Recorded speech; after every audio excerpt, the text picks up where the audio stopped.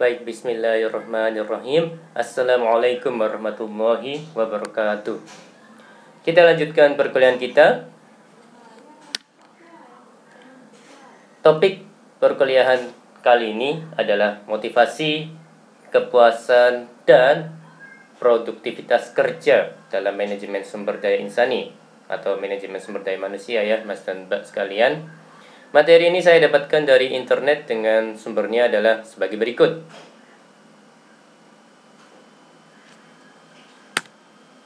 Oke, motivasi, kepuasan, dan produktivitas kerja.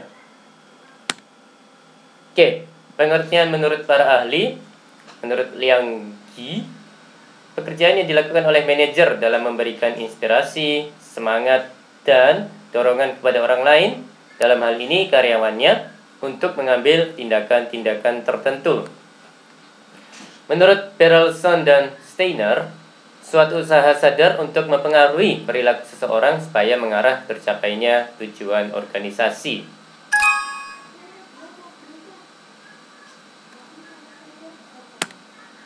Oke, ini faktor-faktor yang memengaruhi motivasi. Ada individual, ada organisasional ya Mas dan Mbak. Untuk individual, poin-poinnya adalah kebutuhan, needs, tujuan, goals, sikap, attitudes, dan kemampuan, abilities. Kemudian organisasional, poin-poinnya ada pembayaran atau gaji, pay. Berikutnya keamanan pekerja, job security. Kemudian sesama pekerja, co-workers. Kemudian pengawasan, supervision. Kemudian pujian, price. Kemudian pekerjaan itu sendiri, job itself. Oke, ini variabel perilaku pekerja. Jadi ada dua di slide ini. Yang pertama, employee needs. Seorang pekerja mempunyai sejumlah kebutuhan yang hendak dipenuhi, yaitu existence, relatedness, dan growth. Pengembangan ya, Mas dan Mbak. Kemudian yang kedua, organizational incentives. Organisasi mempunyai sejumlah reward untuk memenuhi kebutuhan pekerja, yaitu substantive reward, pay, job security, and physical working condition. Kemudian ada interactive reward, ada co-workers, supervision, prizes, and recognition. Kemudian berikutnya, intrinsic reward, accomplishment, challenge, and responsibility. Tanggung jawab ya Mas dan Mbak sekalian. Oke, variabel lanjutan yang ketiga ada perceptual outcomes. Pekerja biasanya mempunyai sejumlah persepsi mengenai nilai dari reward organisasi, hubungan antara prestasi kerja dan dengan reward, kemudian kemungkinan yang bisa dihasilkan melalui usaha-usaha mereka dalam prestasi kerjanya. Oke, masuk ke pembahasan terkait dengan teori motivasi secara konten. Pada dasarnya yaitu ada dua kotak di slide ini ya Mas dan Mbak. Yang pertama teori kepuasan. Teori ini mencoba mencari tahu tentang kebutuhan apa yang memuaskan dan dapat mendorong semangat kerja. Yang berikutnya teori hierarki Abraham Maslow.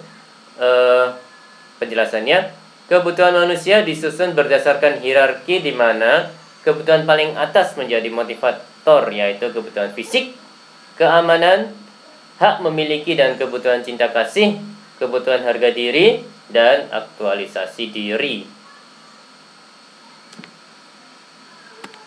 Oke, ini teori hierarki kebutuhan. Ya, menurut Abraham Maslow, ya ada tingkatan-tingkatan gitu ya Mas dan Mbak ya. Yang paling dasar, physiological needs, kebutuhan psikologis dalam mempertahankan hidup. Ya, makan, tempat tinggal, minum gitu ya Mas dan Mbak. Kemudian ada safety needs, kebutuhan keamanan jiwa, harta, perlakuan adil, pensiun dan jaminan hari tua. Kemudian ada tingkatan berikutnya, social needs, kebutuhan paling penting setelah kebutuhan di atasnya. Berikutnya esteem needs, ini kebutuhan egoistik dan berkaitan erat dengan status seseorang. Dan yang berikutnya self actualization needs, kebutuhan tertinggi untuk menunjukkan prestasinya yang maksimal. seperti itu nggih. Apa istilahnya itu? Tingkatan-tingkatannya. Oke, ini masuk ke teori berikutnya, yaitu teori ERG, Existence, Relatedness, and Growth. Teori menurut Clayton Alvader menganggap kebutuhan manusia tersusun dalam suatu hierarki. Kelompok kebutuhan yang utama ada 3 kalau di slide ini. Kebutuhan akan keberadaan, existence needs, ya ini kebutuhan dasar seperti makan, minum, pakaian, perumahan, dan keamanan. Yang berikutnya, kebutuhan akan afiliasi, relatedness needs. Ya, ini penjelasannya, hubungan antara individu dan hubungan masyarakat tempat kerja. Yang berikutnya, kebutuhan akan pertumbuhan, growth needs. Ya, ini pengembangan potensi diri untuk peningkatan kemampuan.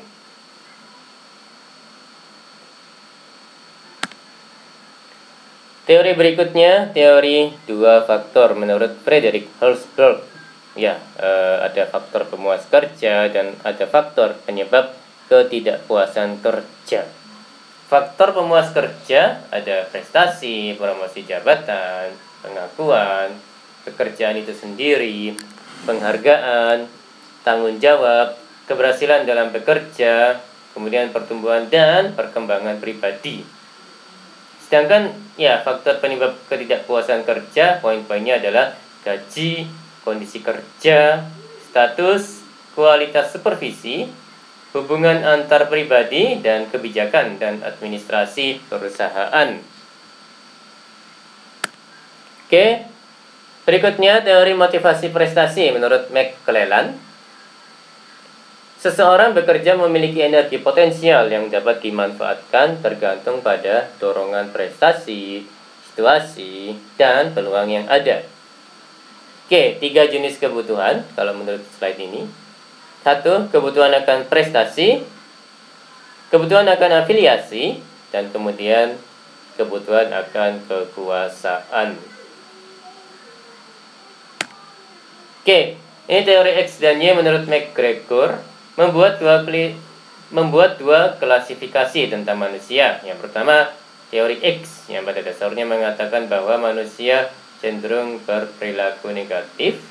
Teori Y yang kedua, yang pada dasarnya mengatakan bahwa manusia cenderung berperilaku positif. Oke, ini teori secara proses. Ya, ada teori keadilan. Ini penjelasannya, hubungan kepuasan dengan penghargaan yang diterima secara ekstrinsik ya. Kemudian teori diskrepensi. Ini penjelasannya, keadilan ditentukan oleh keseimbangan antara apa yang dirasakan seseorang sebagai hal yang seharusnya ia terima dengan apa yang secara nyata ia terima. Gap gitu ya, antara yang seharusnya diterima dan apa yang secara nyata diterima gitu ya. Ya, semakin kecil gapnya harusnya sih makin adil gitu ya kalau menurut saya, Mas Tanber. Oke, berikutnya teori pengharapan. Victor H. Fromm mengatakan bahwa seseorang bekerja untuk merealisasikan harapan-harapan dari pekerjaan itu. Kemudian ada teori penguatan positif, penguatan negatif, dan hukuman. Oke, masuk ke pembahasan terkait dengan kepuasan kerja. Ini adalah keadaan emosional yang menyenangkan atau tidak menyenangkan di mana para karyawan memandang pekerjaannya. Kepuasan kerja mencerminkan sikap positif karyawan terhadap pekerjaan dan segala sesuatu yang dihadapi di lingkungan kerjanya.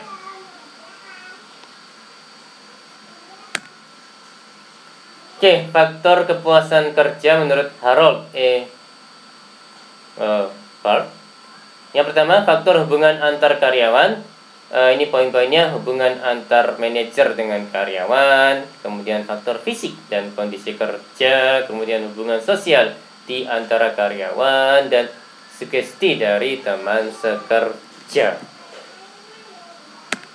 Oke, yang berikutnya, yang kedua, faktor individual, hubungan dengan sikap orang terhadap pekerjaan, usia orang dengan pekerjaan, dan jenis kelamin ya Mas dan Mbak sekalian.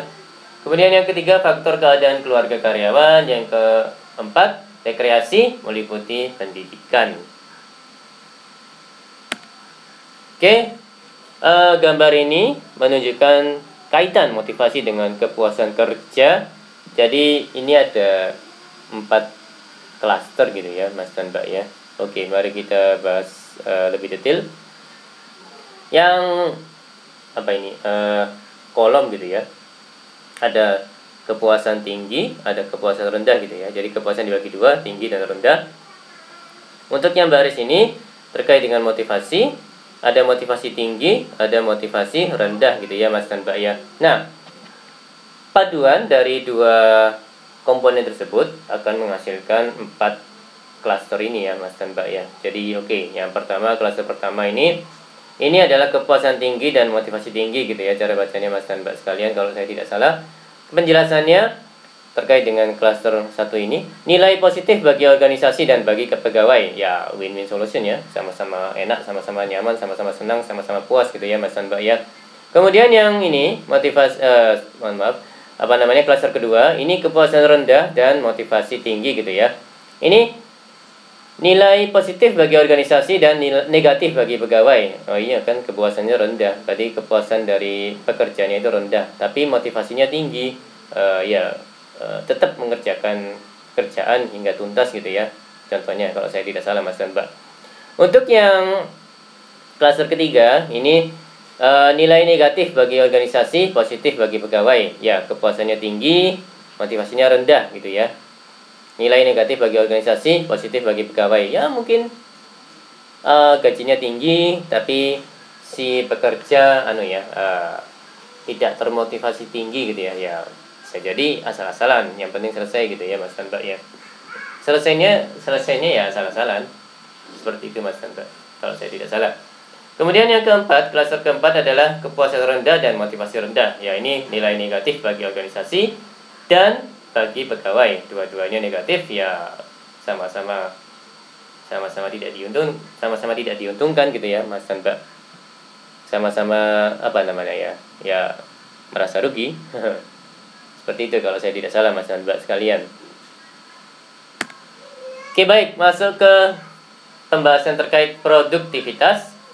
Sikap mental yang selalu berusaha dan mempunyai pandangan bahwa suatu kehidupan hari ini lebih baik dari hari kemarin dan hari esok lebih baik dari hari ini. Produktivitas kerja adalah ukuran yang menunjukkan pertimbangan antara input dan output yang dikeluarkan perusahaan serta peran tenaga kerja yang dimiliki persatuan waktu. Ya, kalau terkait dengan mahasiswa, produktivitasnya misalnya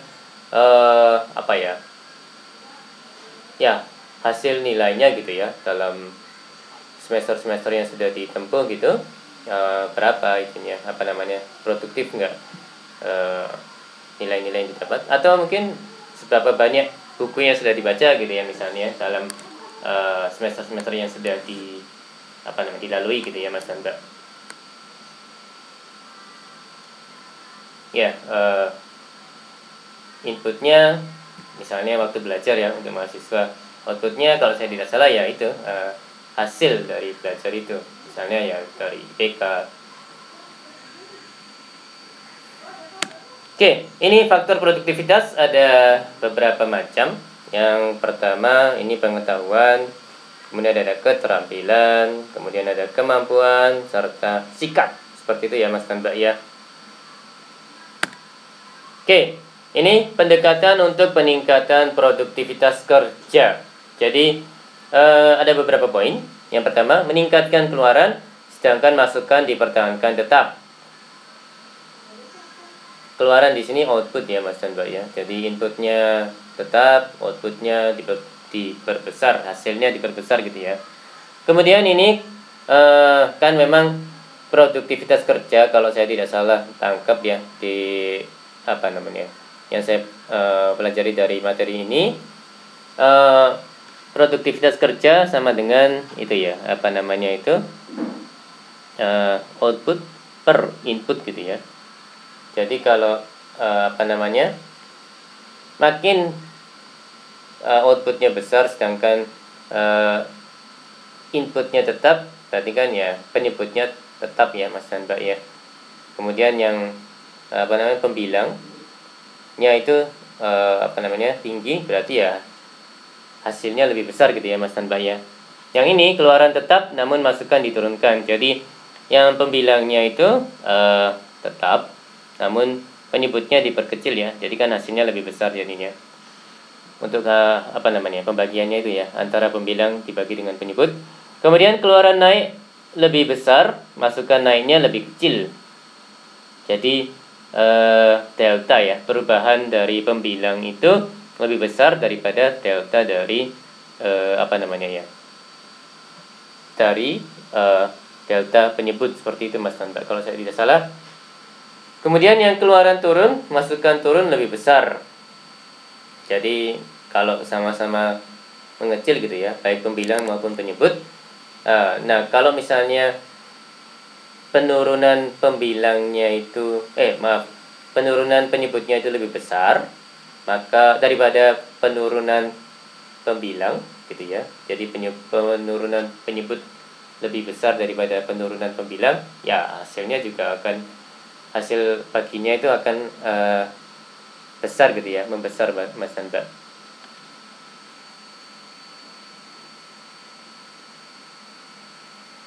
Setidaknya untuk yang keempat, kalau misalnya keluaran turun, masukan turun lebih besar, maka hasil akhirnya juga bisa diharapkan besar gitu ya Mas dan Mbak ya, kalau saya tidak salah. Oke, ini metode pendekatan lain untuk peningkatan produktivitas kerja. Jadi menghemat tenaga kerja, menerapkan metode kerja yang paling tepat, kemudian menghasilkan aktivitas-aktivitas yang tidak produktif. Ini mungkin ya yang ketiga itu mengurangi gitu ya aktivitas-aktivitas yang tidak produktif. Kemudian mengurangi atau menghilangkan aktivitas-aktivitas yang tidak produktif. Kemudian yang keempat, memanfaatkan sumber daya manusia lebih efektif.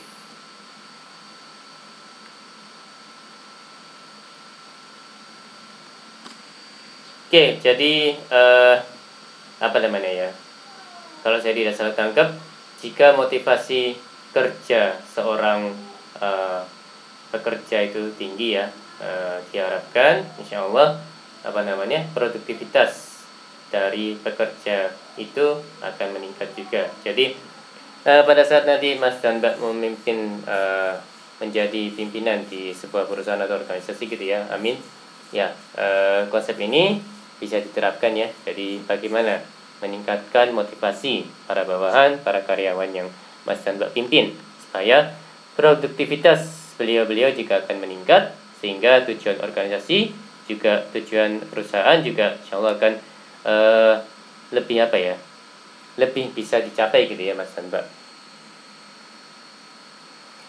Baik, demikian perkuliahan kali ini. Mohon maaf kalau ada kata-kata yang salah. Terima kasih atas perhatian dan waktunya. Saya akhiri. Wassalamualaikum warahmatullahi wabarakatuh.